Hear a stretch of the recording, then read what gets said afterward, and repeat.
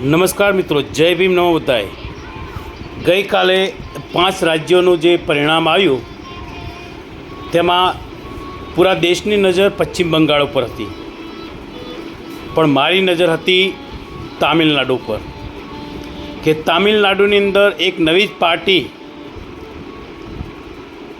જેનું નામ છે વિજય થલપતિ, તે ખરેખર એક ચોંકાવનારું પરિણામ છે। વિજય થલપતિ એક શિડ્યુલ કાસ્ટમાંથી આવે છે અને ખરેખર જેમને 108 સીટો મેળવી અને સૌની ધડકન વધારી દીધી છે।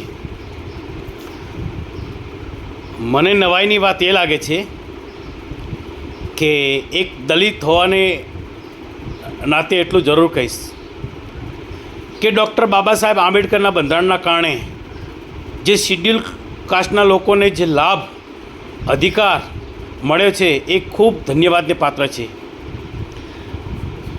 આ વિજય થલપતિના એક એક્ઝામ્પલના કારણે ગુજરાતના જે ધારાસભ્યો છે જે બીજેપીમાં છે તેમને પણ એક શીખ મેળવવા જેવી છે કે વિજય થલપતિ એકલા હાથે જો આટલી તાકાત ધરાવતો હોય અને એકલા હાથે 108 સીટ મેળવી અને તામિલનાડુના મુખ્યમંત્રી બનતા હોય તો એમના માટે ખૂબ ખૂબ ધન્યવાદ છે અને દલિત સમાજ માટે પણ એક ગૌરવની બાબત છે કે એ વ્યક્તિ એક મહાન વ્યક્તિ છે અને હું માનું છું ત્યાં સુધી એ વ્યક્તિ પોતાની જાતે જે નિર્ણય કર્યા છે એ ખરેખર ખૂબ જ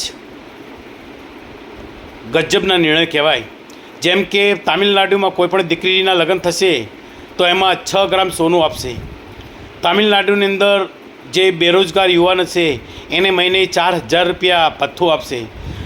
તામિલનાડુની અંદર જે મહિલાઓ 60 વર્ષથી વયોવૃદ્ધ હશે અને ઘરમાં વડીલ હશે તો એને 2500 રૂપિયા સુધી દર મહિને માસિક વેતન આપશે। એટલે આવી 8 યોજનાઓ તેને બનાવી અને ખરેખર સફળતા મેળવી। હું તેમને ખૂબ અભિનંદન પાઠવું છું અને બાબા સાહેબ આંબેડકરને કોટી કોટી નમન કરું છું કે આપે અમને જે હકને અધિકાર આપ્યા છે, જેના કારણે આજે સત્તાનું શાસન ઉપર મુખ્યમંત્રીના પદ ઉપર વિજય થલપતિ બેઠા છે, તેમને હું દિલથી આભાર વ્યક્ત કરું છું। મિત્રો, આપ પણ ખરેખર આમના ઉપરથી એક શીખ મેળવવી જોઈએ છે કે આપણે કોઈના ગુલામ ના બનવું જોઈએ।